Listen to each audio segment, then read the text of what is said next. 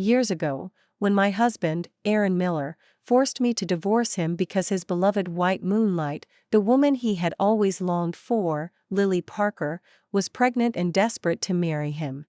I begged him to think of our newborn child, pleaded in every way I could, but he ignored me completely.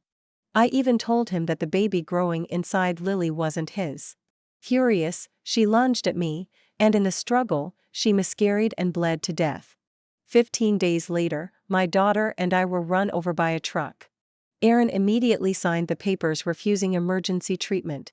"You killed my son and the woman I love," he said coldly. "Do you really think you deserve to live? You and your daughter will pay in blood." When I opened my eyes again, Aaron was holding Lily in his arms as she screamed at me, her face twisted with rage.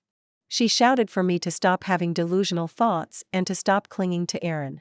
I sneered and said, "Stop braying like a donkey. Just split the assets and let's go our separate ways." I died on Aaron's birthday.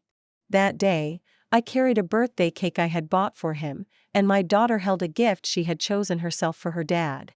The two of us were cheerful and full of hope as we headed to the hotel he had reserved. It had been 15 days since I gave birth, and this was the first time he said he wanted to celebrate his birthday with us. My daughter and I were both so happy. As we crossed the street, a truck suddenly sped straight toward us. I instinctively pushed my daughter away, but it was too late. The impact sent us flying, and the driver fled the scene. When I was rushed into the emergency room, I still had a trace of consciousness. I saw Aaron running toward me, and with all the strength I had left, I whispered, "Save our daughter." He laughed coldly. "You made me lose my son and the woman I love. You think you deserve to live?" Then he leaned close to my ear and said in a low voice, 15 days. "Finally, I can collect this blood debt. This is retribution for what you and your daughter did to Lily and my son. I rushed here," he continued, "because I didn't want to miss the chance to see you die with my own eyes." After that, he pretended to be heartbroken, told the doctors he couldn't bear to let his wife and daughter suffer through more pain, and with tears streaming down his face, he signed the documents refusing further resuscitation and declining to pay any medical expenses. My daughter and I could only wait for death. Later, Aaron took our ashes to Lily's grave. Kneeling before it, he murmured, "Lily, my son, I've avenged you both. I brought the sinners here for you. Please punish them from above. I want them to atone for their sins forever." Then he poured our ashes into the dark trench beside her grave and invited a priest to perform a ritual curse condemning us never to be reborn. The truck driver who caused the accident and fled was from the same hometown as Aaron Miller. He confessed that he had been momentarily blinded by the sun and didn't see us. Aaron claimed he didn't know the man, then said anyone could make mistakes and deserved a second chance. He personally signed the forgiveness letter on behalf of the victim's family, allowing the driver to escape criminal charges. Not long after, Aaron remarried. The bride's face looked almost identical, 8 parts out of 10, to his white moonlight, Lily Parker. At the wedding, Aaron wept as he thanked his new wife for saving him, for pulling him out of the pain of losing his wife and daughter. All the guests were deeply moved by his supposed devotion, but none of them knew. The wife and daughter he spoke of weren't his legal wife and biological child at all. When I opened my eyes again, the calendar showed October 1, 1990. I had just given birth to my daughter 10 days ago. I was still in confinement. My baby had just finished nursing and was sleeping soundly. On TV, the drama Desire was playing, Graceland gazing tenderly at Victor Wong. From the neighbor's house, a cassette was playing a fitting song, "You're the One Who Loves Me Most." How could I make you sad? It should have been a beautiful, peaceful, sunny day, but before my eyes, there was a couple standing before me, 2 people so dazzling and arrogant that it made my blood boil. 1 minute before I was reborn, Aaron Miller appeared at my door with Lily Parker, shattering the peaceful scene around me. Their faces were exactly as I remembered them, his cold and condescending, hers smug and self-satisfied, as if daring me to do something about it. Just like before, they had come to force me into a divorce. Aaron said there wasn't a single penny in this house that I had earned, that since I'd given birth to a daughter and couldn't carry on the family line, I should hurry up, take the baby, and get out. With nothing. I was terrified. I had been a radio host at the county broadcasting station, a stable job, but because I came from a poor family with no backing, I had depended heavily on my husband. Back then, he told me he would love me for the rest of his life, and I believed him. He asked me to quit my job to focus completely on taking care of our home and our future. I agreed without hesitation. And now he wanted me to leave with nothing. They had money, power, and connections, while I had none. I couldn't fight them, but I had no job, no savings, and a baby still nursing at my breast. If I divorced him, where would I go? How would I feed my daughter? This was the early 90s. Divorced women with infants had nowhere to turn. I cried and begged Aaron not to divorce me, sobbing that what he was doing was cruel and unfair. All of this happened exactly 1 minute before I was reborn. That minute still only had 60 seconds, but I was no longer the same woman I had been.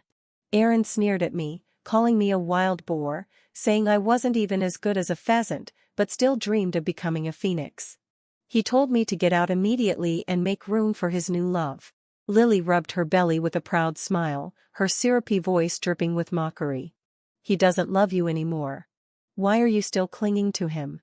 Don't you have any shame? Look at yourself. Do you think you two even belong together? I smiled faintly and looked at the pair of them. My voice was calm but cutting.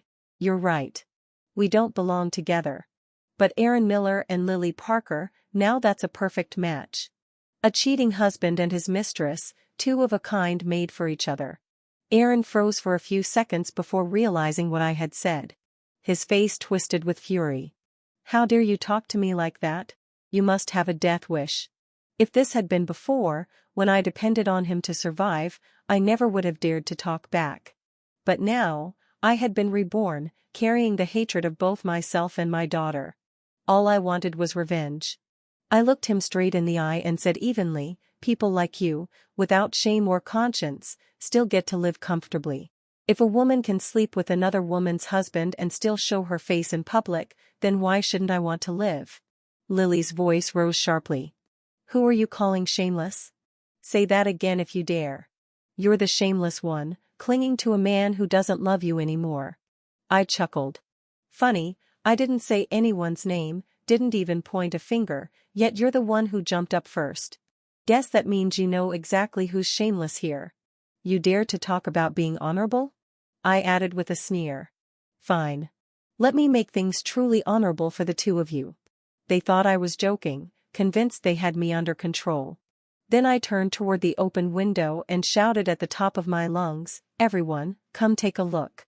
My husband, Aaron Miller, is having an honorable affair with this woman, Lily Parker. Come see for yourselves. To be honest, I almost had Lily to thank for this. During postpartum recovery, I wasn't supposed to open the windows and let the wind in, but she had purposely flung every window in the house wide open the moment she arrived. We lived in the staff housing complex where Aaron's father worked. The moment I shouted, voices stirred all around me. People at once began to peek out to see what was happening, and just then, every neighbor's radio fell silent. The windows of all the apartments flew wide open toward the sunlight. I smiled and asked, so considerate official, are you two honorable now? Aaron's face flushed red. He grit his teeth and snapped, Emma, you're making me despise you all the more. This marriage will definitely end in divorce. Clinging to me is useless. I shot back. Clinging to you? Is it because you've got that huge face I love, or that paunch, or that 3-second bravado of yours? Aaron couldn't believe I would say such things. He immediately raised his hand to strike me. Domestic violence, huh? Fine. I wasn't afraid. Cruel people only fear someone who's desperate. I'd been waiting for the chance to let loose. He took a step toward me, and I gathered all my strength and delivered a solid kick to his chest. The kick was sharp and true. Aaron fell to the floor, gasping, unable to recover. Lily moved to help him up, but because she was pregnant, she dared not exert herself and fumbled, unable to lift him. The two of them thought that would be the end of it. They were wildly mistaken. I turned to the window and shouted at the top of my lungs, everyone, come look. The county director's son, Aaron Miller, is beating someone. Come see. They were stunned. They could not have expected me to be so reckless. I used to be proud to the point of swallowing my own blood when I lost a tooth, but now I'd finally snapped. Panicked, Aaron and Lily hurriedly slammed the windows and doors shut, but I laughed loudly and called after them, "Don't close the windows. If you shut them, who will see you two being so honorable? That honorary sign plastered up in the forbidden fruit hall was pre-made for you 2 centuries ago. Go hang it up. Go on." Aaron's face, already dark, went purple with rage. He clenched his fists and asked in a cold, poisonous voice, "Emma, what exactly do you want?" I looked at their dramatic, self-important expressions and thought they needed one good public shaming to vent this fury. Who said only I had to endure mastitis? Huh. Now they were the ones anxious. I felt no hurry. I hummed to myself a mocking tune about winding mountain roads, 18 turns, and joked that if I didn't make them real, then living 2 lives would have been wasted. Seeing me calm and even singing, Aaron exploded. "What nonsense are you singing? What do you actually want? So you'll agree to a divorce?" Then he started cursing at me, vulgar and rough. I scoffed, "Shut up and stop polluting the air. Someone like you, trash like you, still has people who crave him? If you want a divorce, list the assets, split them quickly, and then each goes their own way. Don't stand there bleeding like a donkey." Enraged, Aaron barked that I could take whatever he gave me, that I had no right to make demands. Asking for an itemized list of assets? I must be dreaming in broad daylight, he sneered. I retorted contemptuously, "You're wrong. It's not what you want that matters. It's what I want." Lily's face immediately contorted. She cried out miserably, "Shameless woman, on what basis do you deserve a share? This entire house, did you earn a single cent of it?" I narrowed my eyes and replied to her, "You ask what I rely on. I am still in the nursing period. The court can't grant a divorce right now. You couldn't even wait until my confinement ended. According to the policy now, if you don't marry, the baby in your belly, even if it survives, won't be able to be registered." Aaron ground his teeth and snapped at me. "The house on East Street is enough, isn't it?" I smiled. "How could that ever be enough? Half of the property each is only a starting point." Lily Parker went insane when she heard that, screaming, "You filthy beggar," begging yet still complaining about stale rice, getting an inch and wanting a yard. I replied, "Lily, you little third wheel, you're absolutely right. If you get an inch, you should press for a yard. I miscalculated before. 1/2 isn't enough. I still have to raise my daughter, and there are 3 people in this family. My daughter and I occupy 2 shares, so the starting point should be February 3rd. Lily flew at me in fury, grabbed my hair and screamed, "Who are you to call yourself the other woman? Who, huh?" I waited until she actually touched my hair, then I said calmly, "If I kick you now, it will be legitimate self-defense. Say, do you think the baby in your belly will survive?" Hearing that, Lily immediately pulled her hand back and clutched her stomach to protect herself. I continued, "Even a mistress should have some self-awareness. This hair on my head was born to me by my parents, my right. Do you want to keep the baby, or are you going to compensate me?" Then I turned to Aaron and said, "About what just happened, your mistress laid a hand on me. Remember, my daughter and I are the weaker party and deserve protective compensation. So 2/3 of the assets, no, make it 3/4 and we can negotiate. Frankly, you're the one at fault. It's natural you should leave empty-handed, but since you're so eager to become a father, I'll leave you a little. If you want a divorce, think carefully about my terms. Discuss them between yourselves, then come to me. Don't keep yelling and making headaches." I also warned them not to drag it out. In a few days, Lily's stomach would swell, and the whole neighborhood would know she was pregnant before she could even marry. Then who knows if Aaron's father's workplace would still accept him as a father, or if the head of family planning would allow them to have the baby. They were both stunned by my performance. They stood there like obedient children listening to a scolding, both pale and slow to recover. Lily couldn't believe she'd only touched my hair and I demanded an extra share of the estate. Her face drained of color. I felt exhilaratingly relieved and turned to go back into the bedroom, but just as I reached the doorway, Lily's voice called out in a strange tone from behind me. "Emma, have you heard? Last year there was a divorce case where a greedy woman was silenced. She died horribly. She was raped and dismembered by the killer, who still hasn't been caught. Even if you have money, you still need a life to spend it with. I slowly turned back. Madness showed plainly on Lily's face. Clearly, because I refused to leave empty-handed, she was thinking of silencing me. She wanted to become Mrs. Miller and seize the entire Miller fortune. She believed that with money and power in this small town, she could treat people like me without backing as easy prey. In my past life, I might have thought the same, but now, reborn with a bit of courage, I wasn't afraid of what she thought she could do. I looked at her and said, "That case, it will be solved eventually, but there are many other cases, husbands who discover the child they raised isn't theirs and snap, killing their wife and child. Do you really think stealing someone else's husband will make you live longer?" Why did Lily Parker go pale when she heard that? The baby in her belly was the result of her actively chasing after some wealthy scion in Beijing. She wanted to give birth, so she gambled everything. But in the 1990s, having a child out of wedlock was extremely difficult, so she set her sights on Aaron Miller. A lovesick dog. The Miller family had power in this small town, but compared to the elite in the capital, they were nothing. The Chow family's hunger for power meant they were easy to manipulate and control. Besides, the biological father of Lily's baby was far more powerful than the Millers. Countless times she bet that even if Aaron later discovered the truth, he wouldn't dare do anything to her. But I could not bring myself to blurt out that the child in Lily's womb was not Aaron's.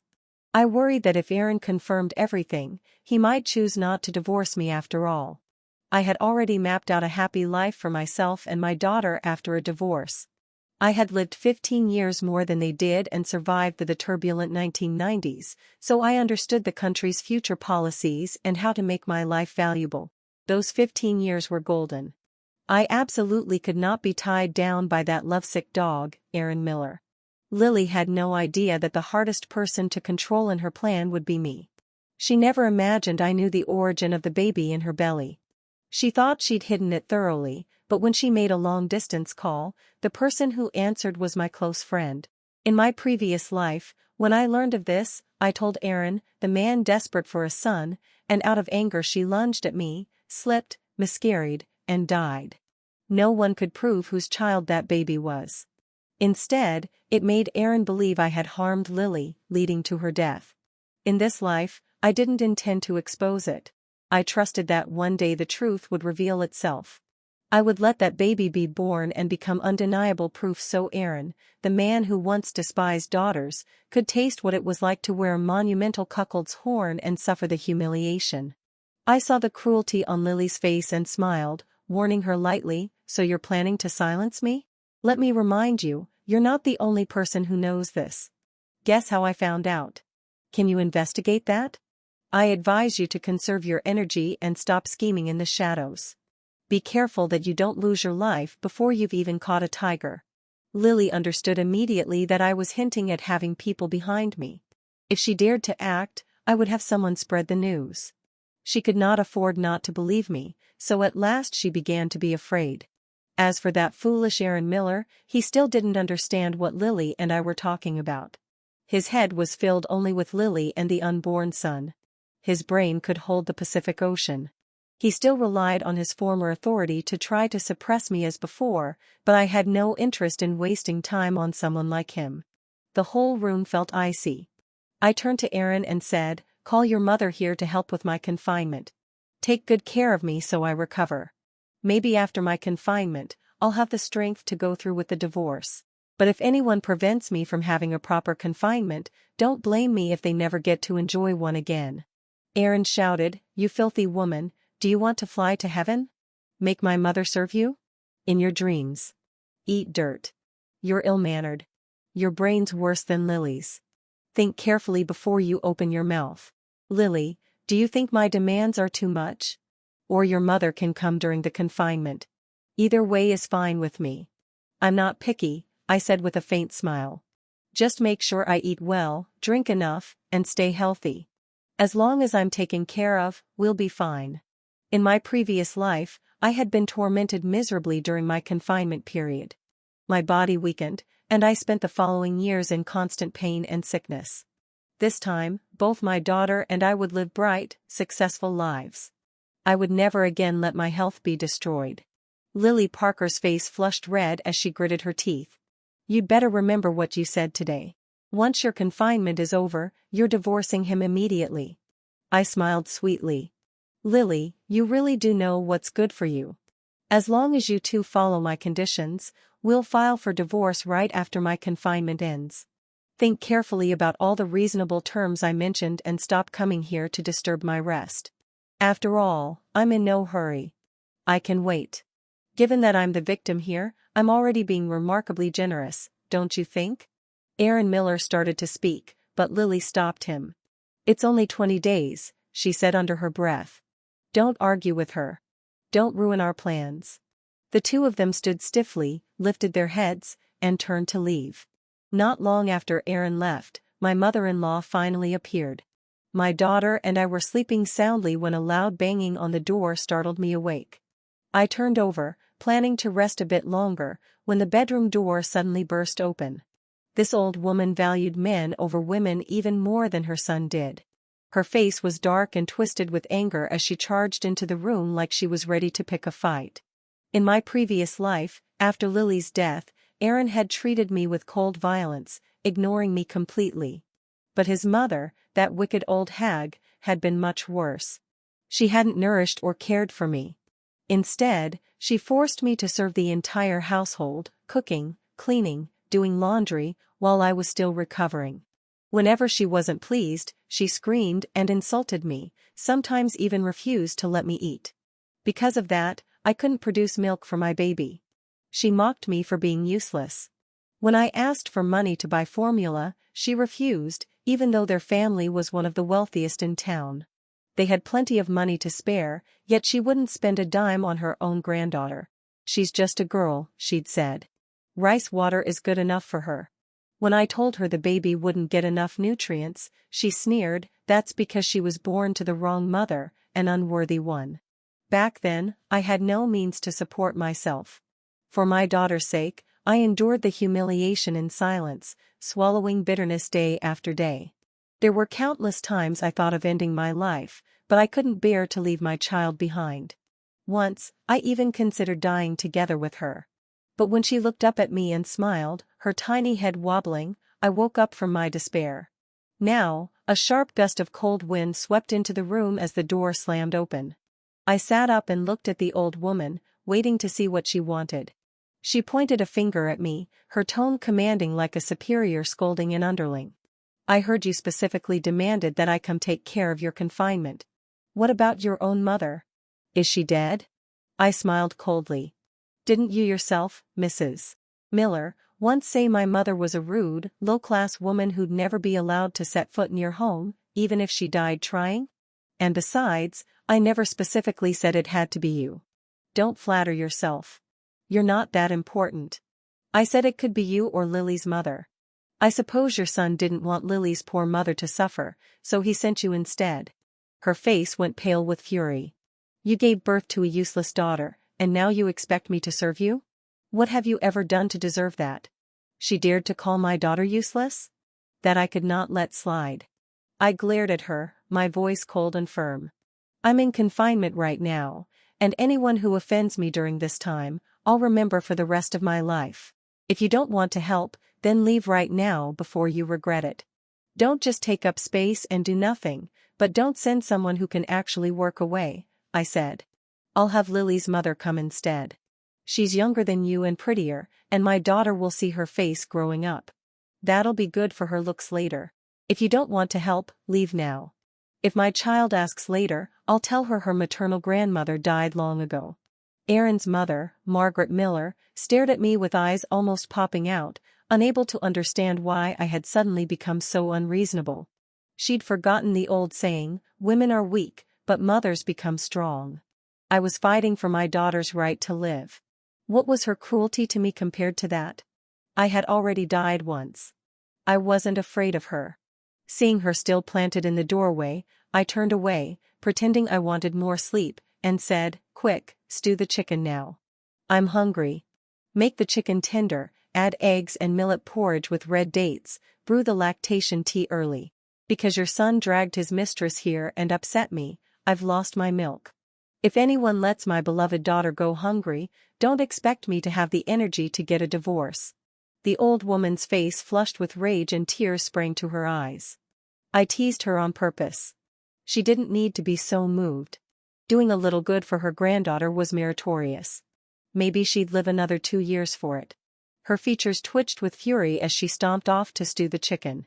Shortly afterward, Aaron burst back into the bedroom, furious, and shouted at me, "Emma, don't go too far. If you push it, you won't survive the next 20 days. I looked at his contemptible face and replied, "You idiot.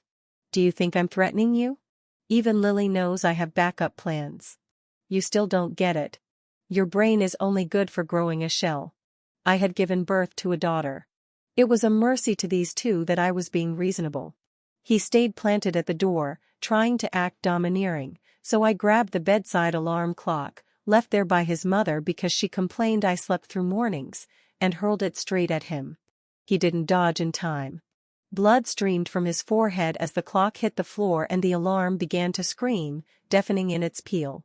Hearing the noise, Margaret barreled back in, ready to avenge her son, but I said coldly, "Isn't that what you said? What's a little blood? So your son's blood is worth more than the blood I shed giving birth?" Aaron yelled, "Emma, are you crazy?" I answered with a chill laugh. "Do you think this is crazy? I can be crazier. Want to try?" Thinking about dying under that truck made me want to hurl Aaron into traffic and grind him under the wheels. Right now, I had to be crazier than they were, so they would truly fear me. Aaron finally noticed the abnormal look in my eyes and faltered. I told the two of them clearly, "Take good care of me and my baby through the confinement, divide the property properly, and finish the paperwork quickly. If anyone dares to scheme behind my back, don't blame me. I won't hold back. Now, get out of my sight. Seeing you makes me sick. Aaron, go wash the diapers for our daughter. Don't think anyone's blessed. Being a father didn't fall from the sky. And tell your mother to stop being heavy-handed with me. If you can't persuade her, I'll have Lily do it." Aaron grabbed his mother and steered her out, murmuring for her not to waste time on a madwoman. I laughed loudly behind them as they left. Both their faces were as pale as paper. I knew then for sure they were afraid of me, but they couldn't do anything to me. Evil, after all, can only be tamed by something more evil. And that's exactly how my confinement period passed, peaceful, satisfying, and frankly delightful. I ate well, drank well, and my daughter and I were taken care of with exaggerated caution, as if they were terrified I'd go insane if displeased. I had never felt this strong before, both physically and mentally. The best part was watching Margaret Miller's tearful, pitiful face and seeing Aaron tremble every time he looked at me. All the pain I'd suffered in my previous life, this time, I made them feel it instead. The divorce and property division weren't easy. The Miller family pretended to agree to give my daughter and me 3/4 of the assets, but when Aaron brought me the property list, he had deliberately hidden a portion. I could almost laugh watching him tremble with regret, looking like every word out of my mouth tore another piece out of his heart. I pointed out one item after another that he hadn't listed: 2 vendor stalls at the market, a house in West City, and a savings account in US dollars. Aaron's hands shook violently. He looked like he was about to have a heart attack. Those were the assets I had been eyeing for a long time, the valuable ones. It had been 12 years since the reform and opening policies began. People were still testing the waters, too scared to take big business risks, afraid the government would change its policies again like before. But I knew better.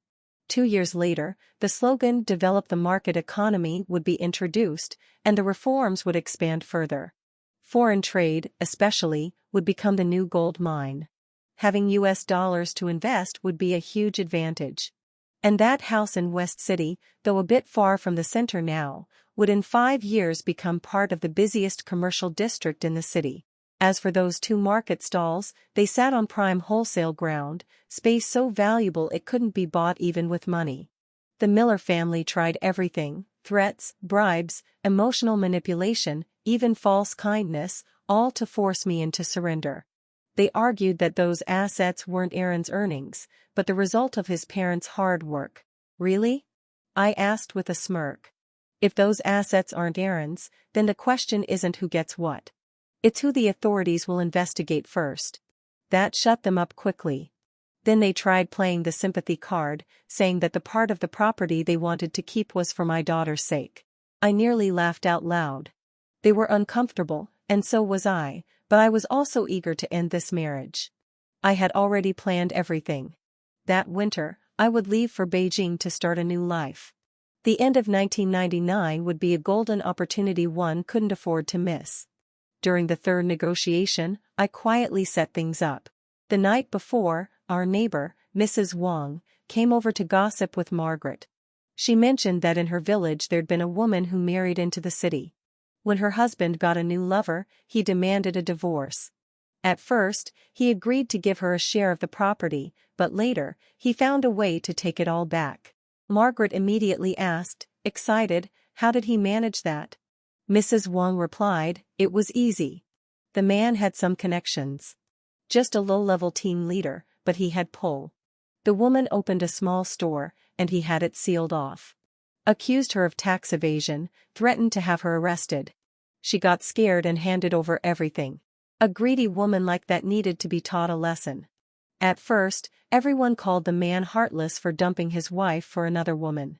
But once they found out the ex-wife demanded too much money, people started sympathizing with him. See? He got to dump the old wife, marry the new one, and keep his property and career intact. Not bad, right? Margaret clicked her tongue and muttered, that man was no good. But her eyes gleamed with satisfaction. Margaret went back to her room and spent nearly an hour whispering with her son. When Aaron Miller finally came out, the first thing he asked was, what do you even want with those market stalls? What do I want with them? I replied calmly.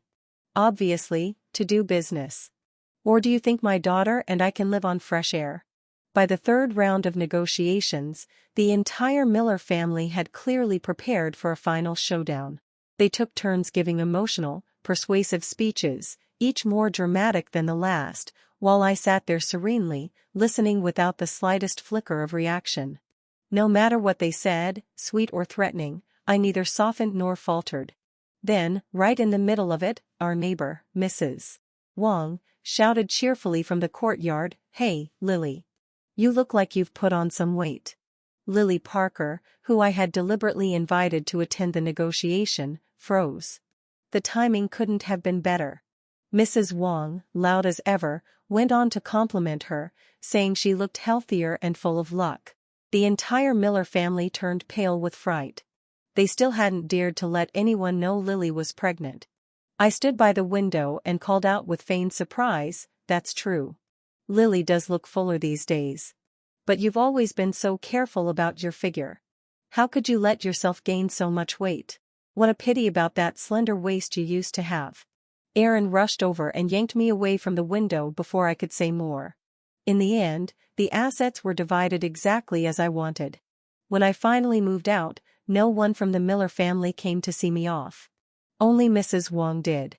Tears welled in her eyes as she walked me all the way to the gate. She was a country woman like me. Before her husband became a city official, he'd started to look down on her, demanding a divorce. Outwardly, she was sharp-tongued and fierce. She'd even once grabbed him by the hair and dragged him to his office to confront his superiors. The security guards had to intervene to separate them. When she returned home, humiliated and furious, she tried to hang herself. I was the one who found her in time and cut her down. I told her, "You have to live for your child. Look at your son. If you die, what will happen to him? Do you really think a stepmother would treat him kindly?" From that day on, she treated me with real affection. "Emma," she told me, "since I moved to the city, you're the only one who's ever been kind to me. Everyone else looks down on me. You're the only good-hearted one. If you ever need anything, just ask. I'll do whatever I can. Kindness should be repaid with kindness. That's how you build virtue. But with cruel people, if you take one step back, they'll take 10 forward. If you give an inch, they'll take a mile." I arranged for my daughter to stay in the house in West City for the time being, and called my mother to help me take care of her. When she arrived and saw the state I'd been living in, she wept until her eyes were swollen. She knew I hadn't been treated well in the Miller household, but there had been nothing she could do. When she heard I was divorced, she grew even more worried. For her generation, divorce meant ruin, a life without peace or respect. My brother, honest and gentle, treated me well, but was too soft to stand up for me. My father had died early, so our family had always been one of the weaker ones in the village. Only my sister-in-law, sharp-tongued as she was, ever managed to keep people from bullying us. When word of my divorce spread, gossip flared instantly. Back when I married into a city family, the villagers had predicted I'd be abandoned someday. Now that it had come true, they finally felt satisfied. Their tongues wagged freely, as if the wind itself couldn't tear their mouths apart. After my sister-in-law publicly scolded several of them right at their gates, loud enough for the whole village to hear, the rumors finally died down. When I told her I needed our mother's help to care for my daughter, she said nothing, just packed a bag for my mother to bring along. "It hasn't been easy for her," she muttered. "Mom, don't worry about things here. Just go and help Emma." The next morning, when my mother was leaving for the county, my sister-in-law, my brother, and their son all came along to see the town, as they said. But I knew the truth. They were afraid I'd feel lonely and sad after the divorce, so they came to keep me company, just to make sure I wouldn't fall apart.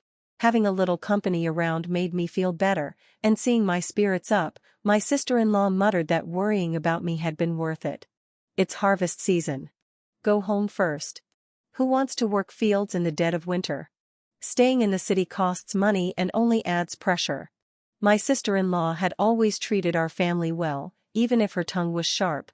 I insisted she stay, then took the whole family shopping for new clothes for the two little nephews, and treated them to a meal.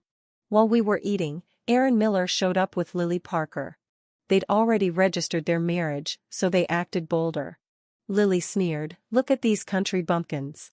Sleep with a man and now get to eat in a fancy restaurant. Money just falls into their laps." Before I could answer, my sister-in-law leapt up to confront them. "What arrogance," she snapped. "My sister sleeps with her husband. You sleep with someone else's husband. My sister makes money from her man. You sleep your way and lose everything. Bitter much?" When my sister-in-law scolded them, the whole Miller family shrank back and fled the restaurant, leaving their untouched plates behind. I ladled soup for my sister-in-law, and she shot me a look.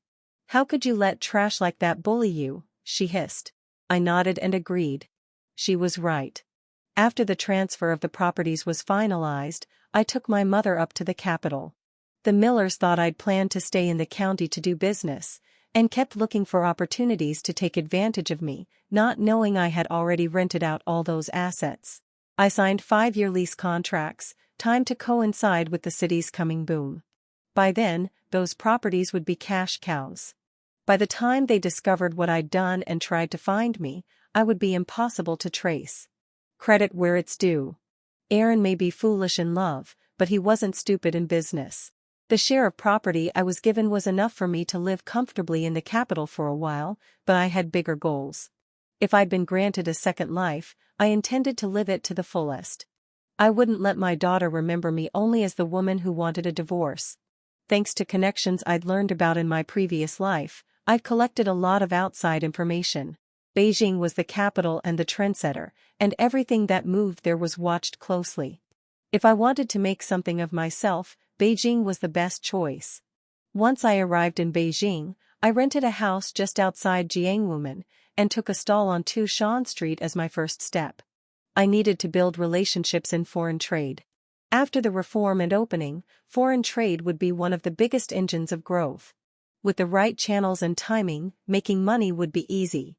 My second step was to use the rest of my savings, after reserving a little for sourcing goods and living expenses, to buy several Sihiyuan courtyard houses in central Beijing. It was 1990 now. Buying a Sihiyuan cost only a few 10,000s of yuan. These courtyard houses were crowded and run down, and the old residents wanted to move elsewhere, so buying them wasn't difficult. But in a year or two, their value would skyrocket. That's why I rushed the divorce and headed straight to Beijing. I had to complete these deals before property prices began to climb. I snapped up prime lots in the eastern and western outer rings, 6 Sihiyuan at once in well-laid-out positions. My mother's face went pale with worry as she watched me signing purchase contracts one after another. She kept urging me to stop spending. "Emma," she said, "keep some money.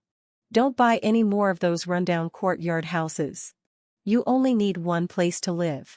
Why buy so many? Those old courtyards look ready to collapse. The old brick house back home looks sturdier than these." I smiled and reassured her.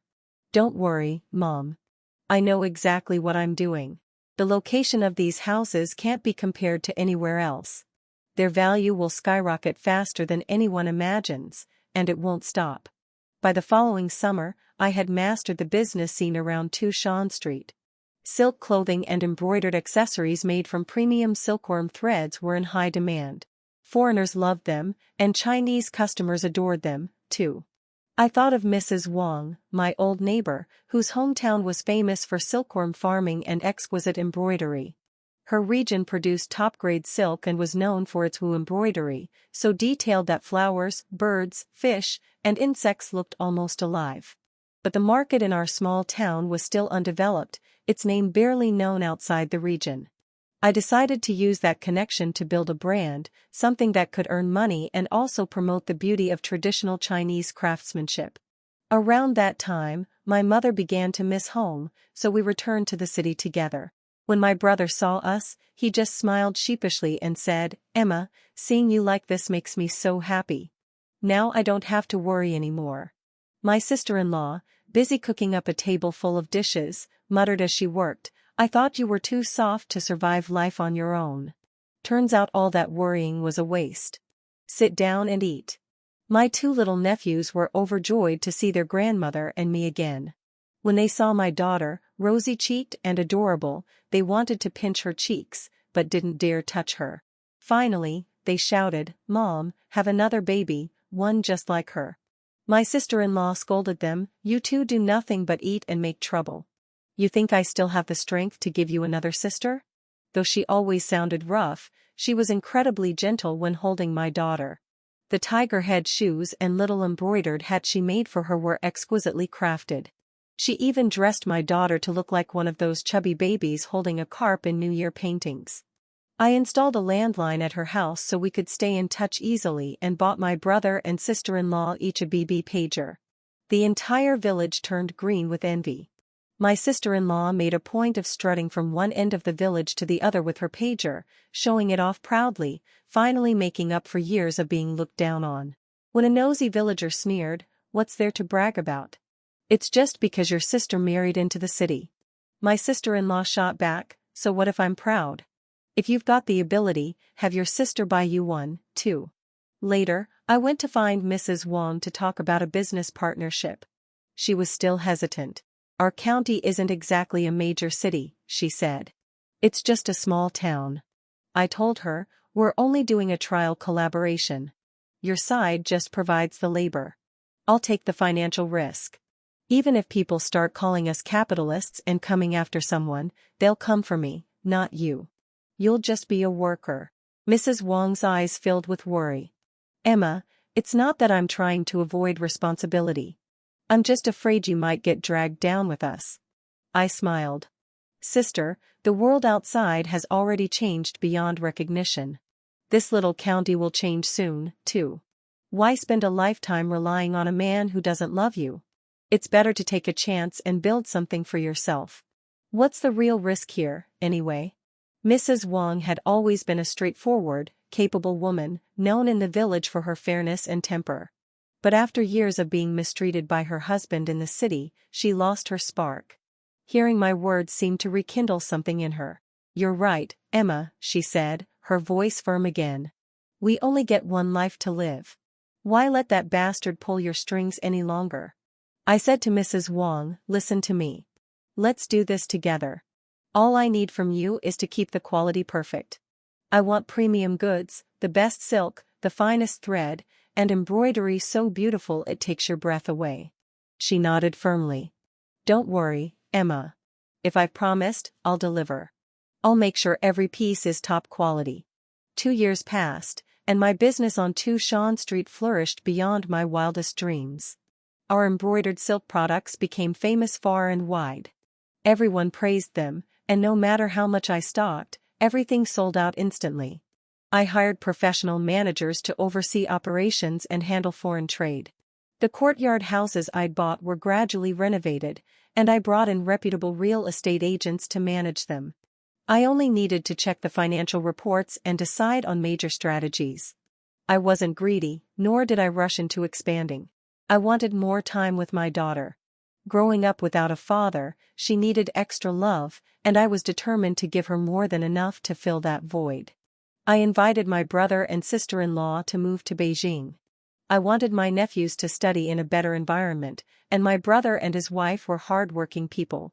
If they stayed idle, they'd feel restless. So, I opened a hometown-style restaurant and let them run it.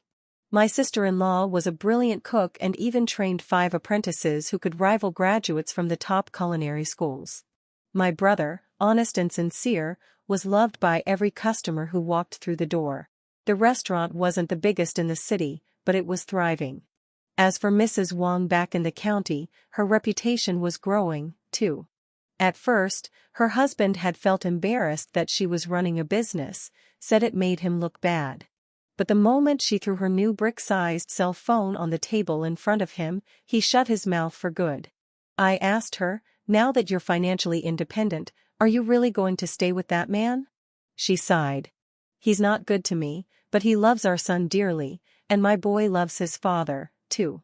If I divorce him, he'll remarry, and who knows how a stepmother would treat my son. If I take my son with me, he'll miss his dad. I just don't want him to suffer. I nodded. That's fair enough. At least the man still cares about his child. Then Mrs. Wang leaned closer and told me something shocking. Did you hear? Aaron Miller and Lily Parker are divorced. I raised an eyebrow but said nothing. She continued, clearly relishing the gossip.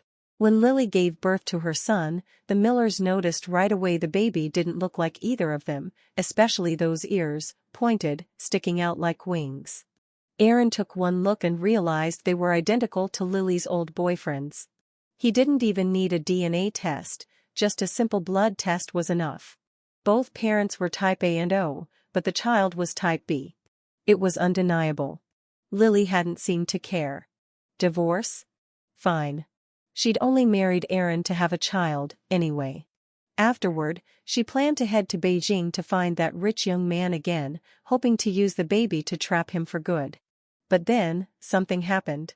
That man's entire family was arrested for corruption and sent to forced labor camps. When Mrs. Wang told me that, I couldn't help the faint smirk tugging at my lips. Why were they arrested? Let's just say that's a story I won't admit to having any hand in. Lily was devastated.